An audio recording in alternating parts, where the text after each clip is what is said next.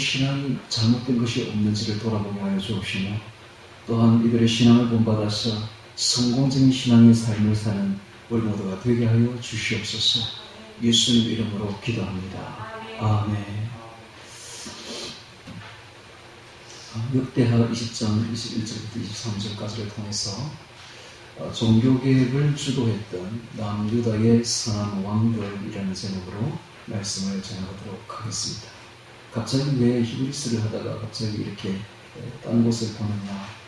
히브리스 11장에 보면 우리가 지난번에 봤듯이 믿음이라는 제목으로 여러 가지 구약시대에 있었던 선한 사람들에 대한 이야기를 소개하고 있습니다. 자, 그런 와중에서 우리가 이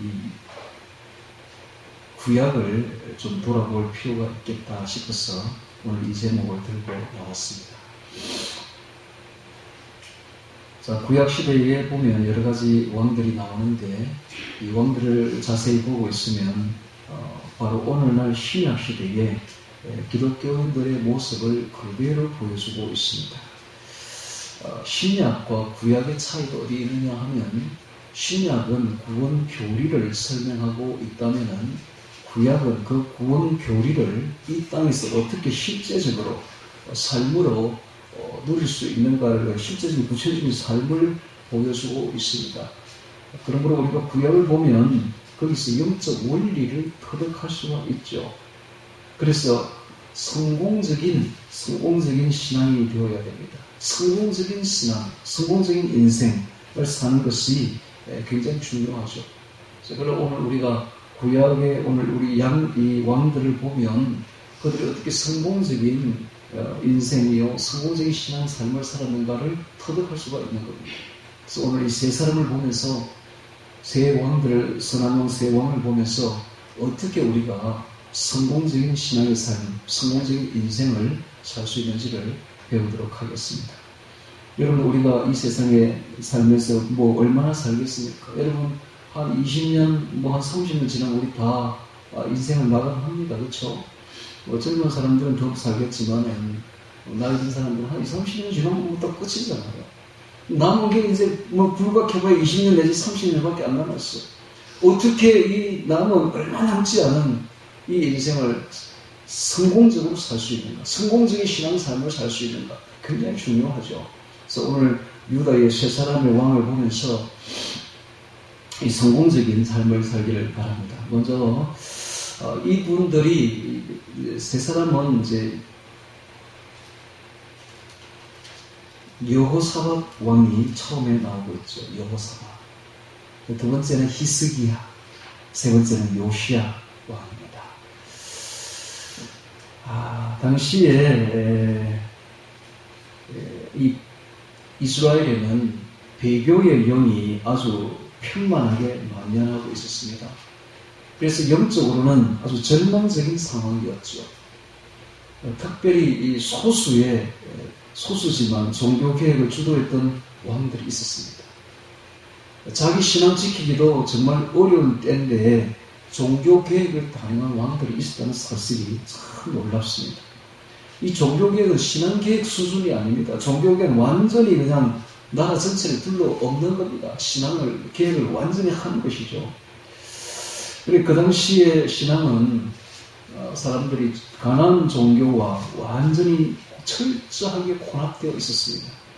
그래서 이 일반 사람들은 하나님과 바알신을, 가나안 그 종교인 바알신을 잘 구별하지 못했어요.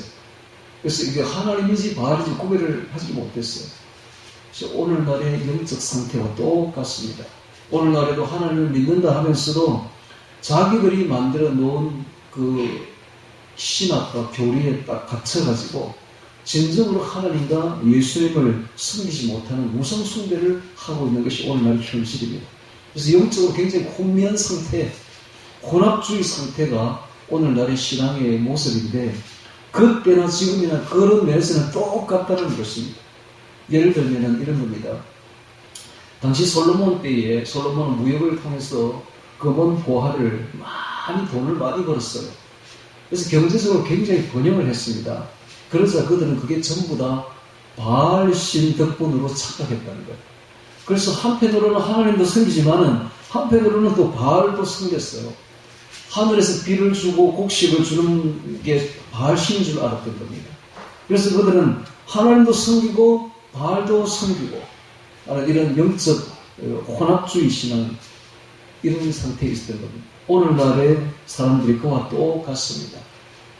그런데 그 당시에 호세아가 뭐라고 말하는가 하면 이렇게 말합니다. 호세아서 2장 8절에 보면 곡식과 새 포도주와 기름은 내가 저에게 준 것이요 은과 금도 내가 저에게 준 것이거늘 저희가 알지 못하는도다 하는 이런 말을 하고 있습니다.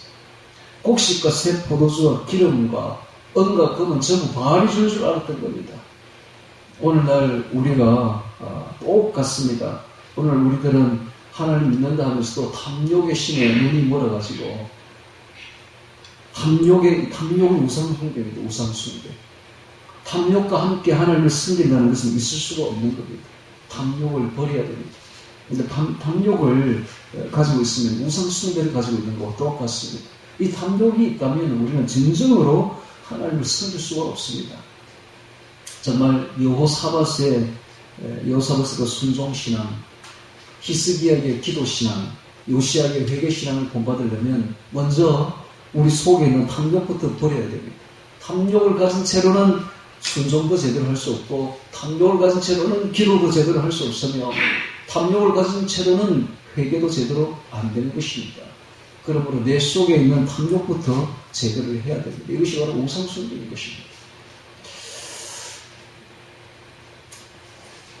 자, 설상가상으로 당시의 영적인 지도자들은 혼합주의 신앙으로 되어 있어가지고 평신도가 타락하면 그래도 영적 지도자들이 껴 있어야 되는데 이 영적 지도자들이 타락을 하면 완전히 끝장나는 것입니다. 그들이 혼합주의로 오염되어 있어가지고 그 영적 지도자들이 항상 제사장들이 뭐라고 말했냐, 거짓 평안을 선포했습니다. 거짓 평안을. 그들이 말하기를, 예레미야 6장 14절에 그들이 말하기를 평강하다 하나 평강이 없도다. 오늘날도 똑같습니다. 오늘날 기독교가 붕괴되고 있는데 완전히 몰락하고 있는데도 불구하고 목사들은 지금 뭐라고 말합니까?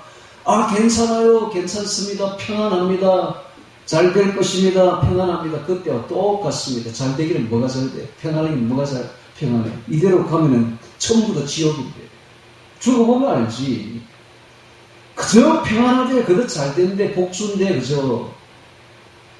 여러분, 이대로 가면 지옥이라는 걸 분명히 이야기를 해줘야 되는데, 이대로 살면 안 됩니다. 이대로 살면은 우리는 믿는다 하면서도 지옥 갑니다. 라고 분명하게 이야기를 해줘야 되는데, 뭐라고 말하느냐? 예수 믿기만 하면 됩니다.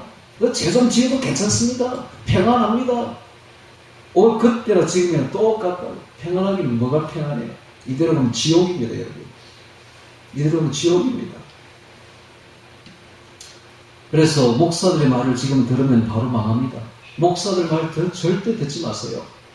목사들의 말을 듣지 마시고 성경의 말을 봐야 됩니다. 성경에서는 뭐라고 말하고, 이게 기준이, 이게 표대, 이게 잣대입니다.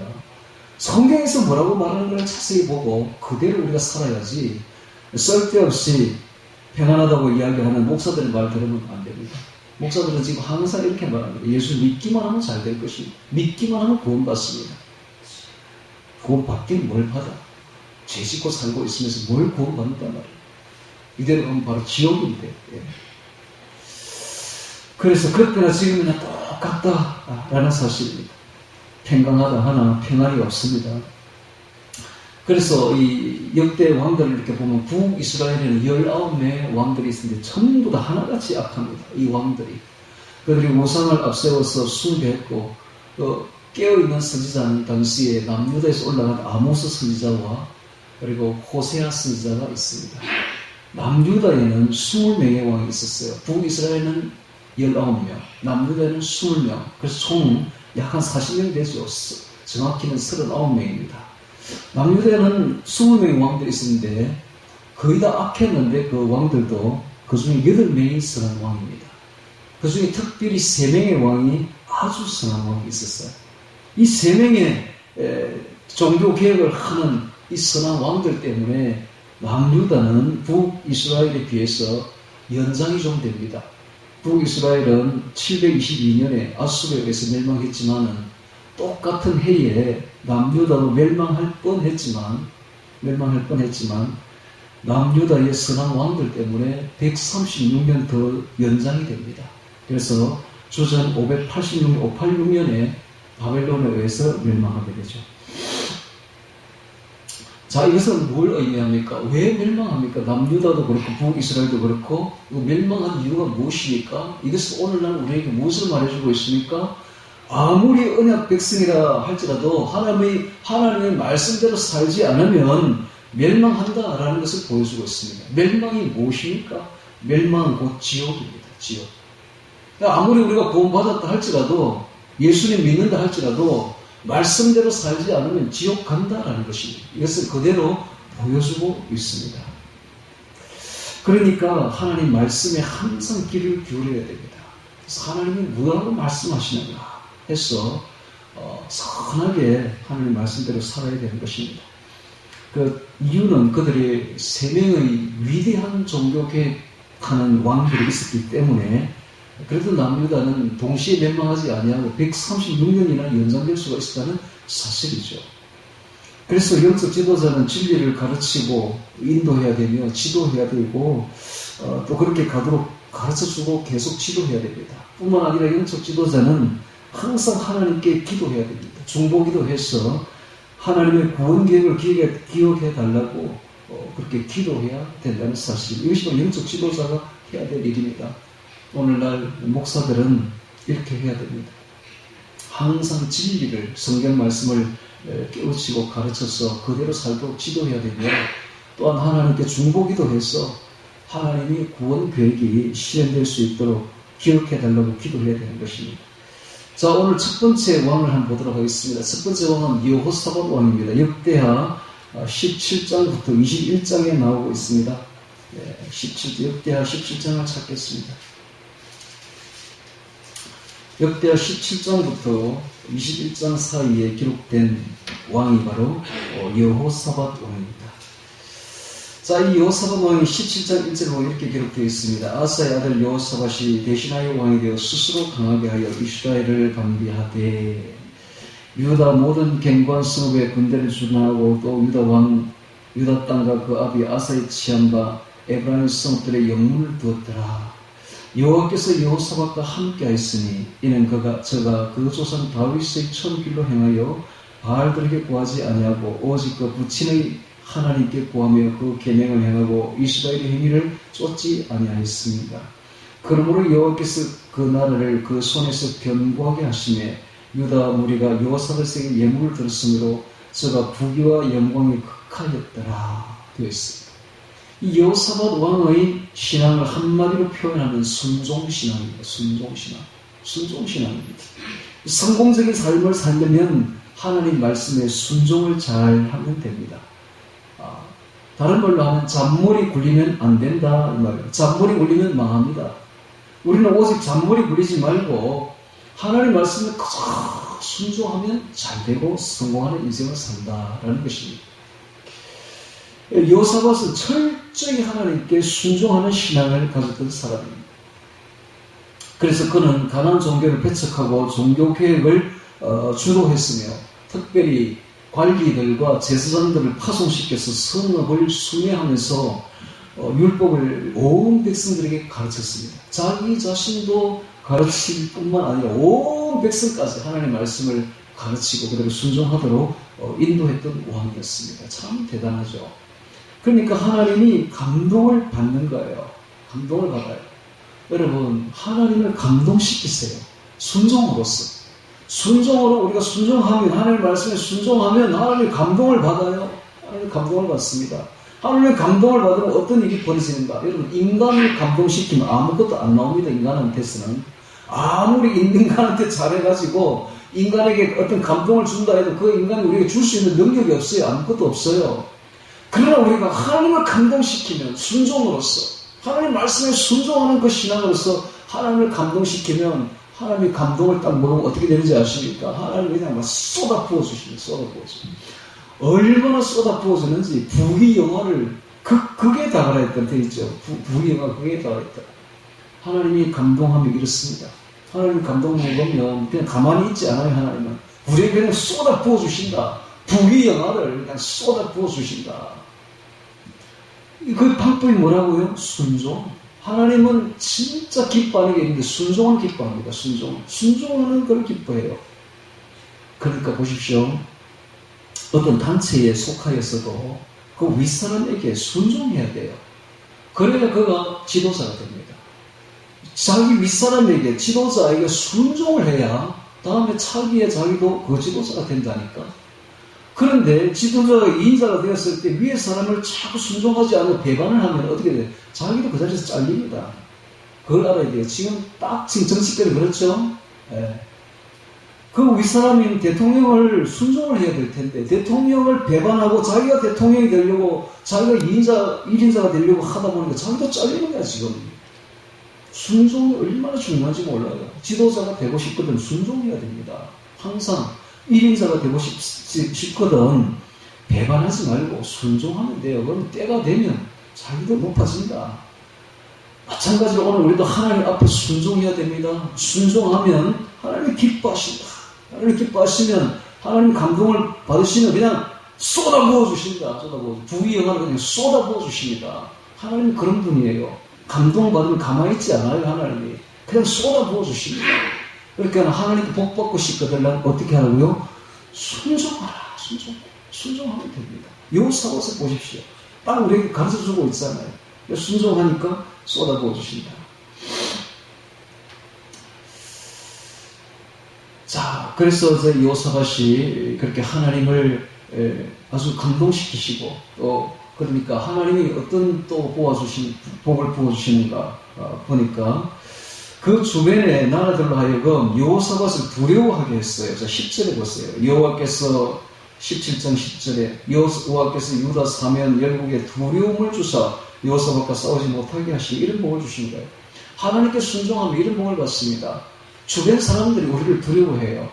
여호사밧을 두려워합니다. 마찬가지로 오늘 우리가 영적 권세를 강하게 가지고 싶다면 하나님께 순종하면 됩니다. 그러면 하나님이 우리를 아주 두렵게 만들어줘요. 주변 사람들이 우리를 두려워하게 만들어줍니다. 하나님이 왜 사람들이 이렇게 느껴요?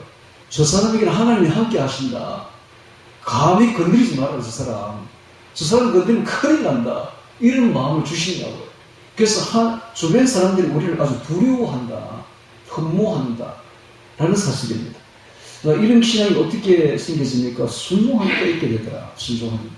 여호사밧이 순종하니까 주변 나라들이 두려워해서 감히 침략을 할 생각을 하지 못하는 겁니다. 너무 중요하죠. 이런 걸 배워야 됩니다. 오늘 우리가 하나님께 순종만 하니까 잔머리 굴리지 마세요. 잔머리 굴리면 멸망합니다. 오늘날 기독교인들이 잘못하는 게 뭔가 너무 똑똑해. 너무 똑똑해서 지 마음대로 하려고 해요. 그럼 망합니다. 그냥 단순해지세요. 내 생각, 내 머리 다 내려놓으세요. 그저 하나님 말씀대로만 사세요. 순종하면 성공합니다. 할렐루야. 아멘. 잔머리 굴리면 너무 똑똑하면 망한다. 너무 똑똑하면 절대로 똑똑하면 안 돼요. 이것은 신앙뿐만 아니라 일반 사회에서도 그대로 통합니다. 여러분 일반 사회에서 누가 감옥 가는지 아십니까? 똑똑한 그 사람이 다 감옥 갑니다. 너무 잔머리 굴리면 반드시 법에 걸리게 되어 있고 반드시 파멸되게 되어 있습니다. 그래서 법대로 가면 내 법대로 순종하면 됩니다. 잔머리 굴리지 마세요. 시키면 시키는 대로 법대로 하면 됩니다.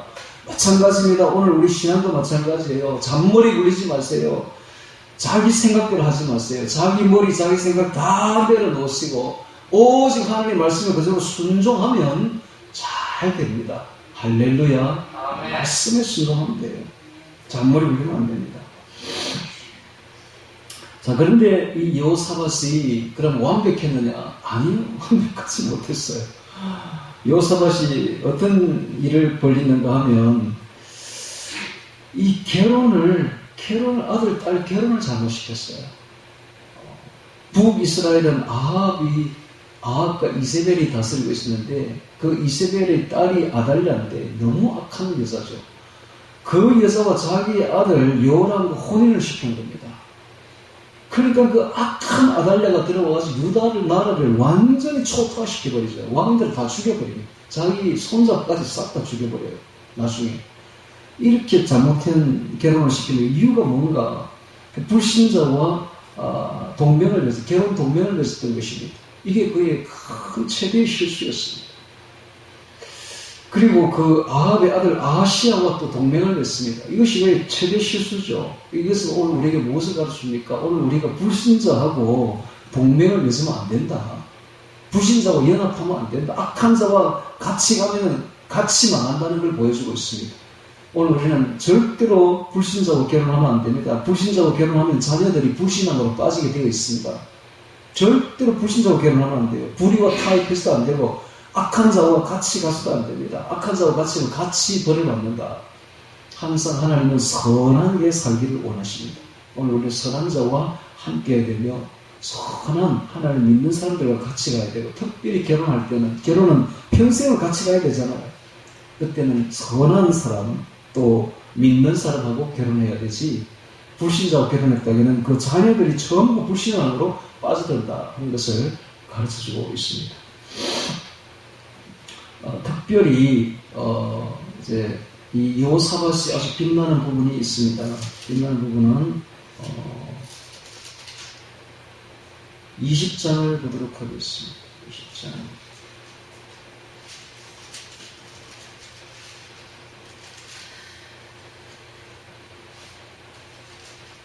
자, 20장에 보면 BC 853년에 모압과 암몬과 그리고 에돔이 연합군을 형성해서 쳐들어오는 사건이 벌어지고 있습니다.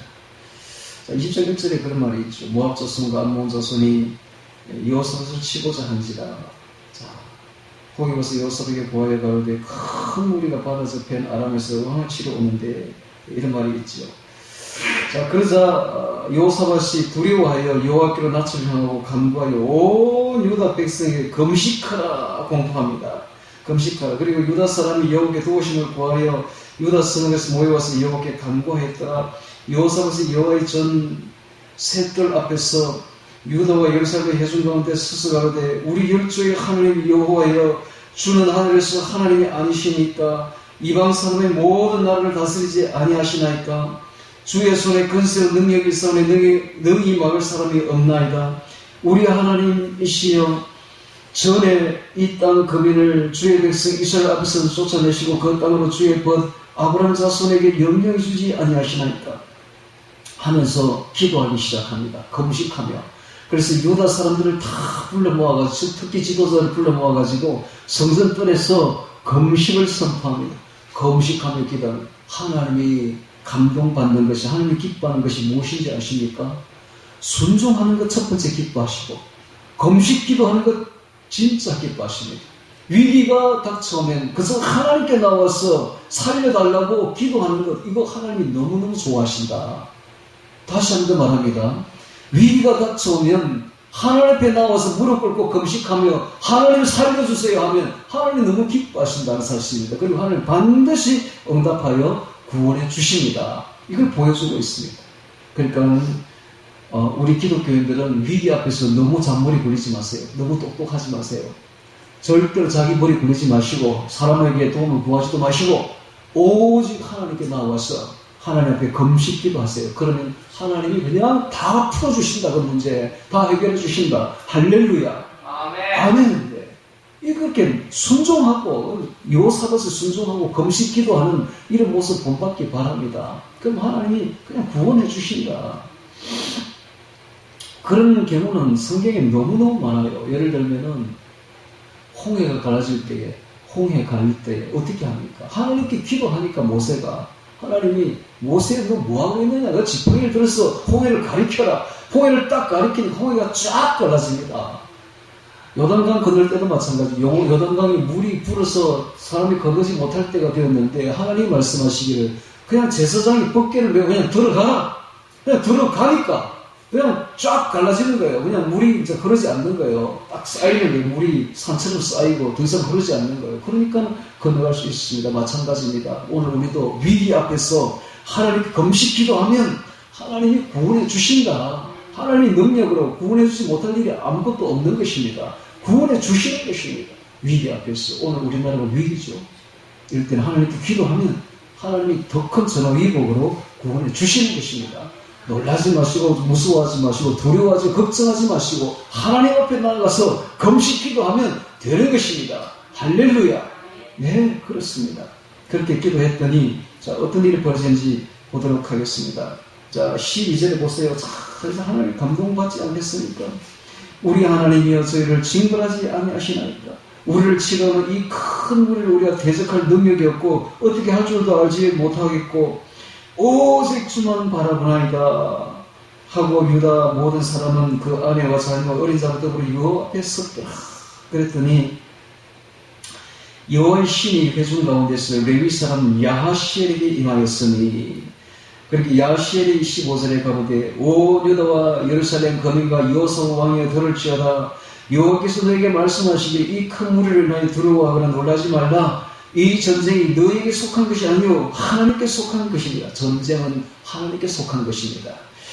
내일 너희는 마주 내려가라. 너희가 시스고개로 말미암아 저희가 시스고개로 말미암아 올라오리니 너희가 골짜기 어기 여루엘 돌 앞에서 만나려니와 이 전쟁에 너희가 싸울 것이 없나니 항원을 이루고 서서 너희와 함께한 여호와가 구원하는 것을 보라. 유다와 예루살렘아 너희는 두려워 말며 놀라지 말고 내일 저희를 마주 나가라. 여호와가 너희와 함께하리라 하셨느니라 라고 하나님의 응답이 바로 내려오네요.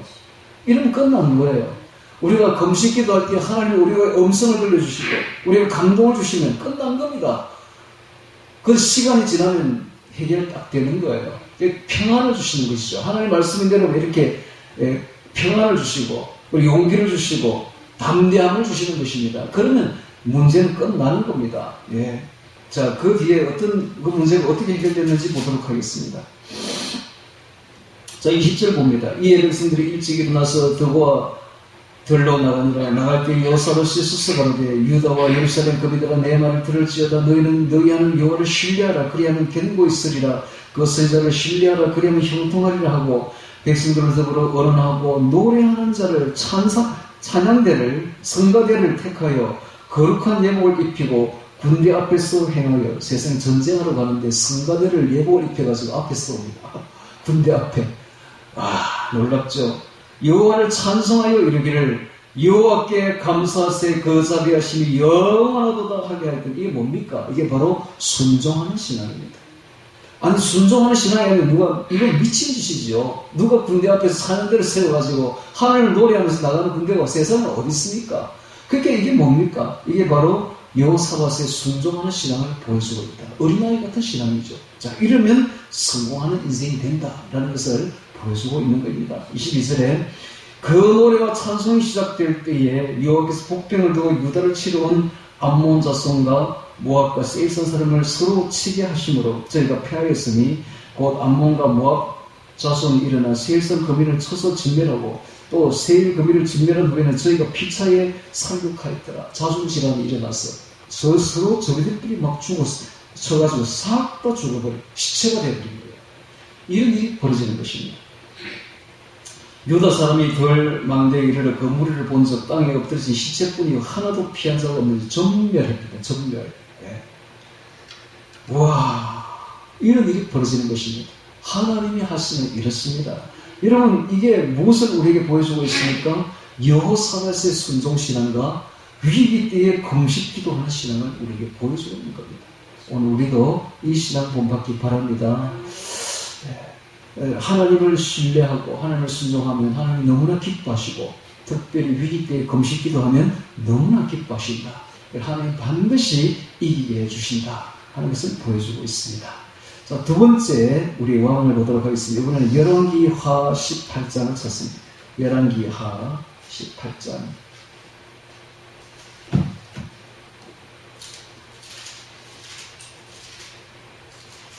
열왕기하 18장에 보면은 그 유명한 왕 히스기야 왕이 나옵니다. 이 히스기야 왕은 여호사밧 왕보다 훨씬 더 위대한 왕입니다.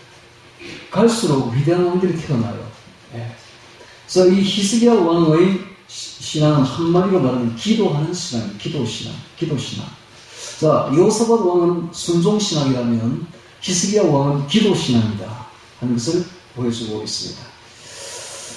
자, 히스기야 왕은 아몬의 아들입니다. 이 아몬은 아하스의 아들로서 아하스는 너무나 악한 정치를 했습니다.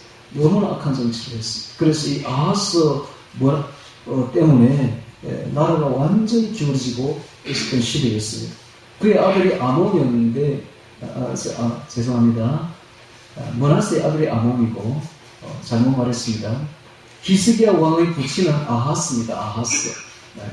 그런데 그 아하스 때에 이 아들이었던 히스기야는 하나님이 내리시는 징계를 보면서 경험을 통해서 깨닫습니다. 그래서 그의 통치 6년에 북이스라엘이 또 멸망한 걸 목도하게 됩니다. 그때가 722년 주전.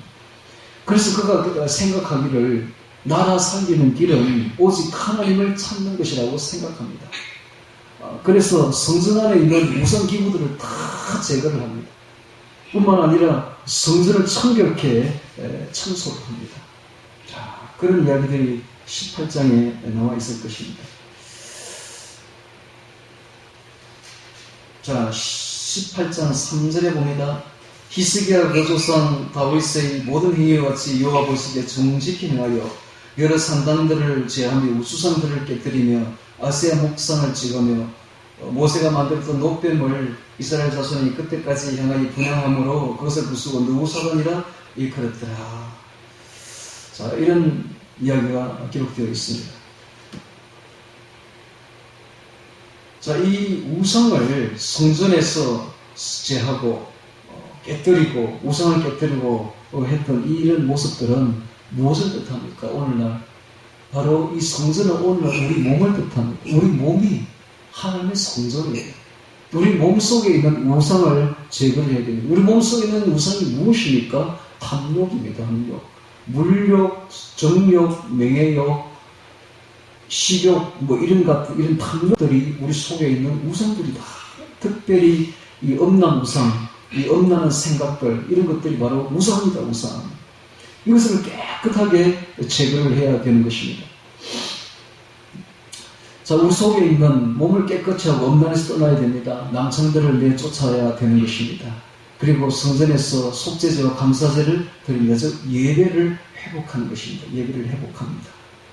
이렇게 히스기야 왕이 예배를 회복하고 또 특별히 그동안 지내지 않았던 유월절을 회복합니다. 유월절을 회복하고 자, 이렇게 하니까 하나님이 참 기뻐하시죠. 자, 오늘날 우리 이것을 보면서 우리 기독교인들이 우리 오늘날 바꿔야 될 것이 무엇입니까? 예배를 아주 등한시해요. 예배를. 아니 집에서 뭐 유튜브 보고 폰 보고 예배 드리면 되는 줄 알아. 이것들이. 여러분 예배는 그래야 되는 게 아닙니다. 앉아서 시원한데 앉아가지고 에어컨 밑에 앉아가지고 유튜브 보고 예배 드린다고 예배입니까 그게? 마음과 정성과 힘을 다하여서 예배당에 나와야지. 예배당에 나와서 함께 예배를 드려야지. 예배를 드리면 예배는 단순히 말씀만 유튜브 보니 말씀만 있는 게 아니에요. 예배를 드리면은 먼저 우리가 함께 기도하고 함께 찬양하는 시간도 있고 함께 교독하는 시간도 있고 말씀을 듣는 시간도 있고 그죠? 예배를 통해서 이 종합 세트라 예배는 하나님께 드릴 수 있는 모든 게 집약된 종합 세트입니다. 또 하나님께 헌금도 드립니다. 헌금도 드리고 또 그러면 하나님이 기뻐하셔서 설교자를 통해서 말씀을 내려주셔요. 말씀도 들으시고 그리고 또 우리가 또 감사해서 또 찬양도 올려드리고 헌금도 드리고 이 종합 세트로 이루어진 게 예배라. 예배가 얼마나 중요한지 몰라요. 예배는 옛날에 구약시대 드렸던 제사입니다. 제사의 정신이 그대로 이어진 게 예배입니다. 하나님께 제사 드리듯이 우리가 예배를 드려야 된다. 예배가 얼마나 중요해요. 예배를 통해서 우리가 변화됩니다. 할렐루야. 우리가 새롭게 경신되는 거예요. 히스기야가 이렇게 예배를 회복했더니 하나님이 너무나 기뻐하십니다. 그런데 오늘날 기독교인들은 이 가난한 교인들이 너무 많아요. 안 나가 교인들. 집에서 그냥 유튜브 보면서 자기가 교인이래. 자기가 기독교인이래. 이런 사람이 10년 전에는 100만 명이었습니다. 지금은 200만 명이라. 앞으로 10년 전에 300만 명 됩니다. 300만 명이라면 절반이에요, 절반. 앞으로 기독교인들의 절반이 교회 안 나온다. 집에서 그냥 유튜브 보면서 자신도 기독교인이래. 이러면 안 됩니다. 여러분, 예배를 회복해야 돼요. 우리는 예배가 얼마나 중요한지 모릅니다. 예배를 회복하세요. 예배가 회복되면 예배가 바로 생활로 이어집니다. 그래서 예배 생활이죠. 그래서 일주일의 모든 생활이 예배화되어야 되는 것입니다. 예배 생활. 이것이 바로 히스기야가 우리에게 보여주는 기도 신앙인 것입니다. 자, 그 이후에 이 유다가 히스기야가 어떤 일이 벌어졌는지 보도록 하겠습니다. 그 이후에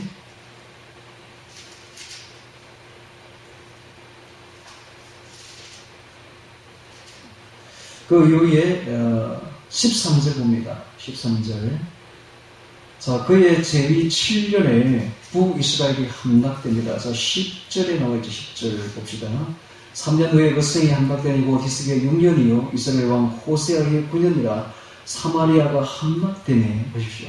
그의 제위 6년에 사마리아가 함락, 북이스라엘이 완전히 멸망됩니다. 아수르 왕이 이스라엘을 사로잡아 아수르에 이르러 이런 말이 있죠. 자, 이 이유가 뭔가 12절에 나오는데, 이는 저희가 하나님 여호와의 말씀을 준행치 아니하고 그 언약을 배반하고 하나님의 여호와의 종 모세의 모든 명한 것을 듣지도 아니하고 행치도 아니했기 때문에 북이스라엘이 멸망했다라고 분명하게 이유를 기록하고 있죠. 자, 그러면 남유다는 그러면 뭐 더 잘했는가? 잘한 거 별로 없습니다. 그때 망했어야 되는 거예요. 같이 아수르에 의해서. 자, 그래서 13절에 보면 히스기야 14년에 아수르 왕 사네립이 올라와서 유다 모든 견고한 성읍들을 쳐서 취함에, 자, 이렇게 해서 다 이제 됐는데, 그때의 히스기야가 어떻게 하는가? 히스기야가 검은 보화를 몽땅 그냥 꺼내가지고 아수르 왕한테 줍니다. 자, 15절에 보세요. 히스기야의 여호와의 성전에 있는 금까지 다 벗겨가지고 성전에 있는 문에 붙어있는 금까지 다 벗깁니다. 그래서 왕궁 곳간에 있는 은을 다 주었고, 또 그때에 유다왕 히스기야가 여호와의 전 문의 금과 자기가 모든 기둥에 입힌 금을 다 벗겨가지고 여호와 아수르 왕에게 줍니다. 인간적인 방법으로 위기를 모면하려고 하는 것이죠. 자, 이랬더니 2년 연장이 돼요. 2년 연장. 그러나 인간적인 방법은 절대 통하지 않습니다. 2년 뒤에 아수르 왕이 다시 쳐내려옵니다. 그러니까 그때서야 비로소 히스기야가 깨닫습니다. 아, 인간적인 방법으로는 안 되는구나. 자, 그때는 이제 인간적인 방법을 포기를 합니다. 히스기야가 포기를 하고 오직 하나님의 전에 올라가서 기도합니다. 그래서 히스기야의 기도하는 신앙입니다. 기도하는 신앙. 이걸 본받자라는 것입니다. 자, 19장을 봅니다. 19장, 열왕기하 19장. 히스기야 왕이 듣고 그 옷을 찢고 굵은 배를 입고 여호와의 전에 들어가서 국내 대신 엘리야김과 스간 셈나와 제사장 중 장로들을 굵은 배를 입혀서 아모스의 아들 선지자 이사야에게로 보내매, 자, 굵은 배를 입고 하나님께 기도하는 것입니다.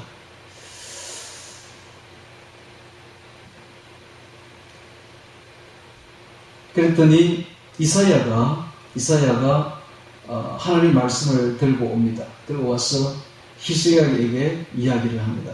이르되 히스기야의 말씀이 오늘은 곤란과 책불과 능욕의 날이라 아이가 임산하였으면 해산을 힘이 없도다. 그리고 히스기야가 말하기를 당신은 이 남아있는 자를 위하여 기도하소서 하더이다 하고 이 기도신앙을 보여주고 있습니다. 자, 그랬더니 이사야가 하나님의 말씀을 들고 옵니다. 자, 16절에 봅니다. 이사야가 저에게 이르시되 너희는 너희 주에게 이렇게 구하라. 여호와의 말씀이 너는 아수르의 왕의 신복에게 들은 바 나를 능욕하는 말을 인하여 두려워하지 말라. 내가 함령을 주의 속에 두어 저로 풍문을 듣고 그 본국으로 돌아가게 하고 또 그 본국에서 저 칼에 죽게 하리라 하셨느니라 하고 응답을 줍니다. 무슨 응답이냐? 아수르의 사내립 왕이 죽을 것이다. 그리고 아수르가 멸망할 것이다 라고 응답을 줍니다. 아니, 지금 아수르가 어마어마하게 팽창해가지고 조금 전에 1년 전에 바로 북이스라엘을 멸망을 시킨 이런 어마어마한 대국, 대제국인데 하나님이 말씀하시기를 그 왕이 죽을 것이고 아수르가 멸망할 것이다 하니 믿을 수가 있습니까? 이거를 믿을 수가 없는 이야기죠. 그랬는데 그날 밤에 히스기야가 그 예언을 한 그날 밤에 어떤 일이 벌어지는가 한번 봅시다. 그날 밤에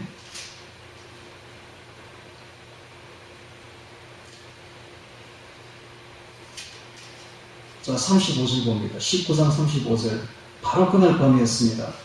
이 밤에 여호와의 사자가 나와서 아수르의 진에서 군사 18만 5천을 친지라. 아침에 일어나 보니 다 송장이 되었더라. 여호와의 사자가 누굽니까? 여호와의 사자는 구약에서 나오는 예수님입니다.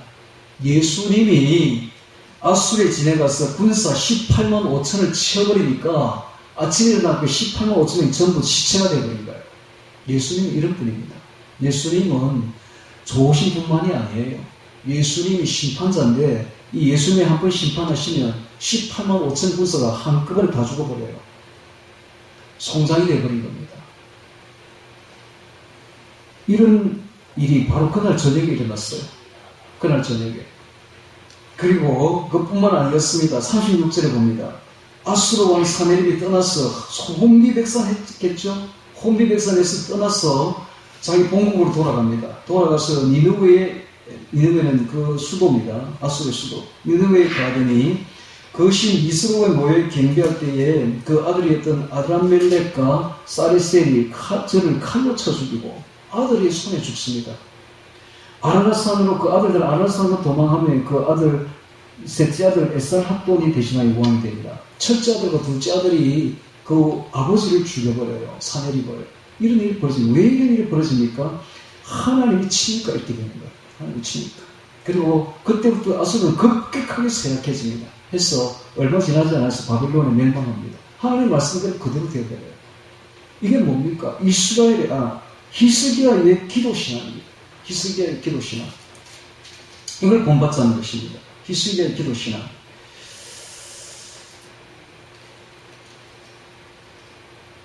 자, 히스기야의 기도를 한번 또 보도록 하겠습니다.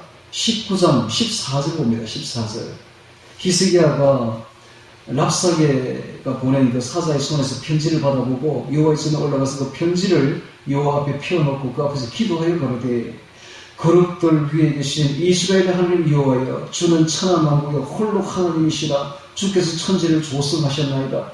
여호와의 귀를 기울여 들으소서. 여호와의 눈을 떠서 보시옵소서. 사내립이 사신 하나님을 해방하러 보낸 말을 들으시옵소서. 여호와여, 아수르 여방이 과연 열방과 그 땅을 황폐케 하고 또 그 신들을 불에 던져사오니 이는 저희가 신이 아니요 사람의 손으로 지은 것 곧 나무와 돌뿐이므로 멸하였나이다. 우리 하나님 여호와의 원컨대 이제 우리를 그 손에서 구원하옵소서. 그리하시는 천하만국의 주 여호와는 홀로 하나님이신 줄을 알리이다 하니라. 이게 바로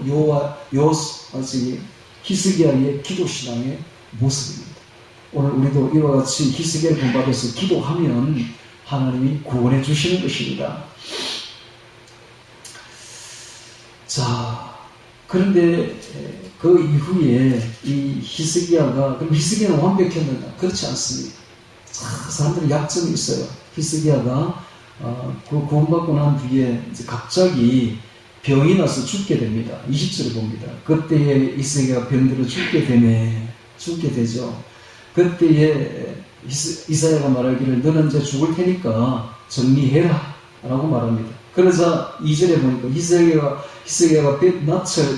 얼굴을 벽으로 향하고 여호와께 기도하여 가로되 여호와여 구하오니 내가 진실과 전심으로 주 앞에 행하며 주의 보시기에 선하게 행한 것을 기억하옵소서 하고 심히 통곡하니까 이사야가 성읍 가운데 이르기도 전에 하나님의 말씀이 임하여 가라사대 가서 내가 너의 기도를 들었고 내 눈물을 보았노라. 내가 너를 낫게 하리니 내가 3일 만에 여호와의 전에 올라갈 것이고 또 15년을 수명을 연장해 줄 것이다 라고 응답을 줍니다. 히스기야의 기도시간 대단합니다. 자, 그랬더니 하나님이 또 히스기야에게 큰 보화와 영광을 주시사 그가 많이 큰 보물을 가지게 됩니다. 자, 이럴 때가 중요한 거예요. 이럴 때가 중요한 거예요. 우리가 언제 우리가 위기가 오느냐? 잘 될 때 그때가 위기가 온다는 사실입니다. 잘 될 때 교만하면 안 됩니다. 잘 될 때 더 겸손해야 돼요. 우리가 잘 되는 것은, 우리가 부귀 영화를 누리는 것은 하나님이 우리에게 주셨기 때문에 누리는 것입니다. 그러면 더 겸손해야 되는데 그때 히스기야가 교만해버리는 거예요. 자, 12절에 보니까 그때 발라단의 아들 바벨론 왕 보로닥 발라단이 히스기야가 병들었다는 걸 듣고 문병을 옵니다. 편지와 예물을 저에게 보낸지라. 히스기야가 사자의 말을 듣고 자기의 보물고의 금, 은과 향품과 보배로운 기름과 그 공기고 내통의 모든 것을 다 그 바벨론 사자에게 보이는 자랑한 이런 어리석은 짓을 한 것입니다. 이 문제 때문에 히스기야가 하나님께 책망을 받고 그 문제 때문에 결국은 바벨론에 의해서 멸망받을 것이라는 예언을 받습니다. 여러분, 이것 히스기야의 약점이죠. 오늘 우리가 어떤 경우에라도 겸손해야 되지 교만하면 안 됩니다. 교만은 바로 패망의 멸망의 바로 지름길이다 하는 것을 보여주고 있습니다. 자, 이번에는 세 번째 왕을 보도록 하겠습니다. 이번 주에 마지막으로 열왕기하 22장을 찾습니다. 22장은 요시야 왕입니다. 여호사밧보다 뛰어나고 위대한 왕이 히스기야 왕이고, 히스기야 왕보다 훨씬 더 위대하고 뛰어난 왕이 바로 거의 완벽한 왕이 요시야 왕입니다. 요시야 왕. 이 요시야 왕은 한마디로 말하면 회개하는 신앙입니다. 회개 신앙. 자, 여호사밧 왕이 순종 신앙이고 히스기야 왕이 기도 신앙이라면 요시야 왕은 회개 신앙입니다. 회개 신앙을 한번 보도록 하겠습니다. 자, 요시야 왕이 나이 8세 때에 위에 오르게 됩니다. 그의 부친은 아몬이었고, 아몬이 2년 재위하다가 하나님의 징계로 죽게 됩니다. 그러자 8살 나이에 왕위에 오르게 되죠. 자, 그런데 이 요시야 왕이 18년에 요시야 왕이 8살의 왕이 되어가지고 그의 나이 16살에 하나님 뜻대로 살기로 결단합니다. 그리고 12년, 제위 12년부터 16년까지 온갖 우상을 타파를 합니다. 특별히 이것이 바로 제1차 종교개혁이었는데, 그는 온 나라를 돌아다니면서 우상을 다 타파를 하고, 특별히 북이스라엘까지 올라가가지고 온갖 우상들을 다 타파를 합니다. 그리고 제2차 이제 종교개혁이 시작될 때가 바로 그의 제위 18년이었습니다. 3절에 나옵니다. 자, 22장 3절에 보면 요시야 왕 18년에 어떤 일이 벌어지는가? 여호와의 전을 수리하다가 전 수리하는 중에서 여호와의 율법책을 발견하게 되는 것입니다. 자, 8절에 봅니다. 대제사장 hil기야가 여호와 사반에게 이르되 내가 여호와의 전에서 율법책을 발견하였노라. 그러니까 그 전에 왕들이 얼마나 악했던지, 특히 므낫세 때에 이 율법책을 다 없애버린 거예요. 그런데 어떤 사람이 아마 이 성전 안에 율법책을 숨겨두었던 것 같습니다. 이 율법책을 청소하다가 수리하다가 발견하게 돼요. 자, 그러니까 이제 11절에 봅니다. 왕에게 읽어줍니다. 제사장 hil기야가 책을 주리이다 하고 왕의 앞에서 읽음에 11절에 왕이 율법책의 말을 듣자 곧 그 옷을 찢었다. 옷을 찢었다. 왕이 제위 18년에 그의 나이 26살 때입니다. 그 율법책을 듣고는 옷을 찢습니다.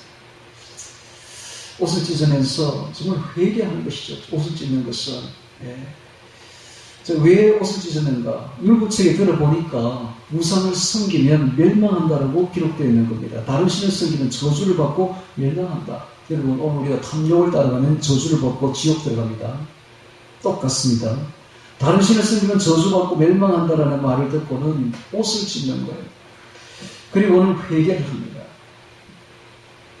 자, 그러자 여자 선지자 훌다를 보내서 하나님이 말씀하십니다. 14절에 보십시오. 여선지자 훌다에게로 나아가니 하면서 훌다가 이제 말씀합니다.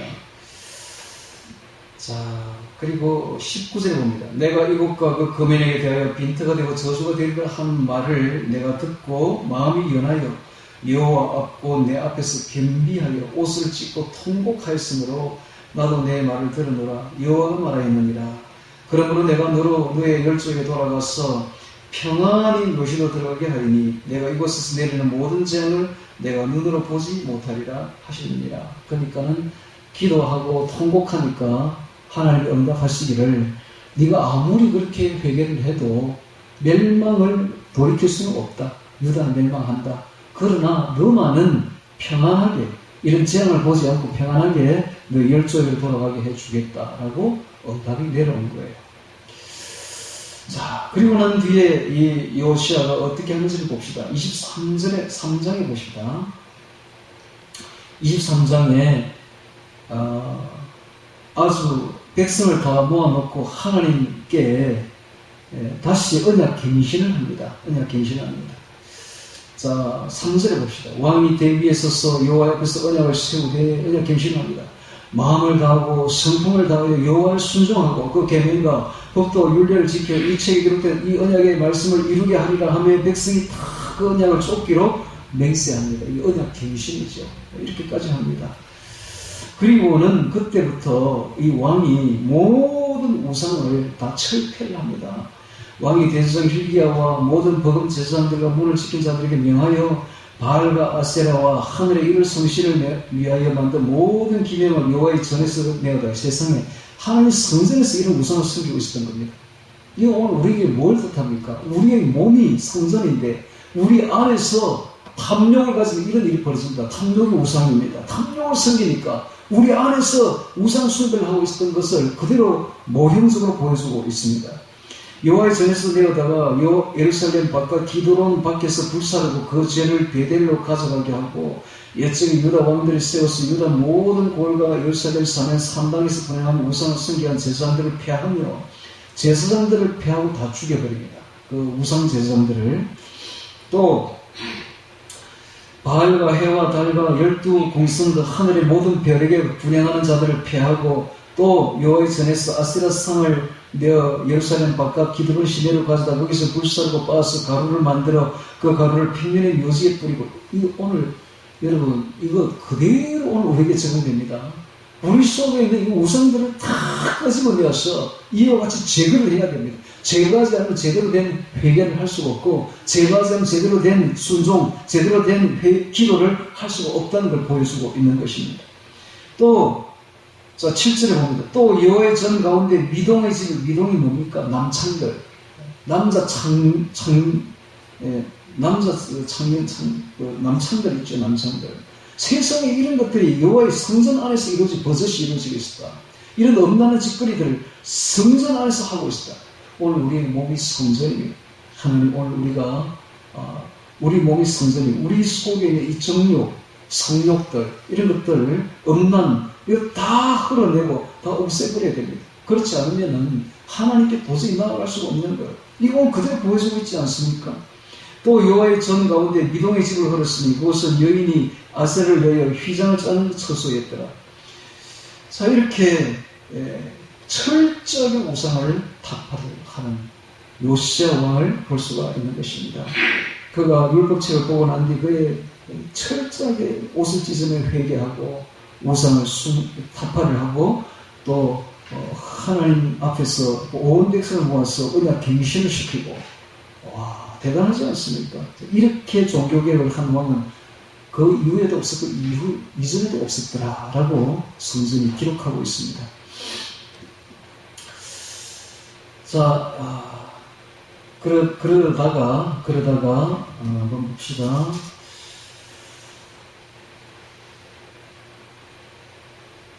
6월절도 지키죠. 21절에 봅시다. 23절에 보면 요시야 왕 18년에 예루살렘에서 여호와 앞에 이 6월절을 지키고 6월절도 안 지키고 있다가 비로소 요시야 왕 때 6월절을 지키는 모습을 보여주고 있습니다. 자, 25절에 요시야에 대해서 결론을 기록합니다. 하나님이 어떻게 요시야를 보는가? 요시야와 같이 마음을 다하여 성품을 다하여 힘을 다하여 여호와를 향하여 모세의 모든 율법을 온전히 준행한 임금은 요시야 전에도 없었고 후에도 그와 같은 자가 없었더라. 대단한 왕이죠. 거의 완벽한 왕이었습니다. 자, 이 요시야 왕이 이후에 어떻게 되는가? 9절에 봅니다. 요시야 당시에 애국 왕 바로느고가 아수르 왕을 치고자 하여 유브라데 하수로 올라가므로 요시야 왕이 나가서 방비하였더니 왜 방비했을까요? 당시에 애국 왕 바로느고가 이 아수르의 장종 세력을 회복하려고 했던 겁니다. 그러니까 요시야가 생각하기를 아니 아수르가 죽었는데 멸망당했는데 왜 회복해? 하면서 자기 생각으로 그리고 또 틀림없이 올라오면 우리 유다를 쳐서 이 애국이 우리를 칠 것이다. 자기 생각으로. 그러니까는 보십시오. 마지막 때에 자기 생각으로 한 이 행동 하나가 자기 죽음을 재촉했던 겁니다.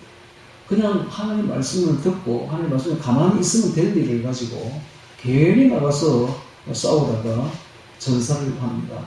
활에 맞는데 활에 맞아가지고 전사를 하게 돼요. 이 요시야를 머깃도에서 만나본 후에 죽인지라 되어 있죠. 국제도로 길목이었던 바로 이 머깃도에서 활에 맞아서 요시야가 죽게 됩니다. 그때에 이스라엘 백성들이 얼마나 울었는지 모릅니다. 특별히 예레미야가 애가를 지어서 울었고 온 백성이 석 달을 이 요시야 때문에 울었다고 합니다. 너무 귀한 왕이 죽었으니까. 자, 이것이 바로 요시야가 보여주는 모습입니다. 자, 오늘 우리는 세 명의 왕을 보았습니다. 자, 이 세 명의 왕이 보여주는 것은 바로 오늘 우리에게 그대로 적용됩니다. 여호사밧 왕의 순종신앙과 위기 때의 금식기도하는 신앙 오늘 우리가 본받아야 될 것이며 특별히 또 두 번째 왕이었던 히스기야의 그 기도신앙 오늘 우리가 본받아야 됩니다. 세 번째 요시야가 보여줬던 그 회개신앙 정말 옷을 찢고 하나님의 말씀 앞에서 옷을 찢고 회개하는 그 신앙 그리고 우상을 타파했던 그 순수한 신앙 그 오늘 우리가 본받아야 됩니다. 그런데 특별히 우리가 기억해야 될 것은 이 왕들이 하나같이 공통점이 뭔가 하면 우상을 타파했다는 겁니다. 이 우상이 오늘 우리에게 있는 탐욕입니다. 부패한 정욕의 죽음이죠. 정욕의 죽음, 탐욕의 죽음을 우리가 죽이지 않으면 탐욕이 있으면 절대로 순종도 할 수 없고 하나님 앞에 기도도 할 수 없고 회개도 제대로 할 수가 없는 겁니다. 제대로 된 순종, 제대로 된 기도, 제대로 된 회개가 이루어지려면 먼저 탐욕부터 죽여야 됩니다. 우상부터 내 안에 있는 우상부터 죽여야 되는 겁니다. 우상을 철저히 죽이고서 하나님 앞에 나아가서 새롭게 경신하는, 계획하는 우리의 시간들이 되기를 주의 이름으로 축원합니다. 오늘 말씀 기억하며 기도드리도록 하겠습니다.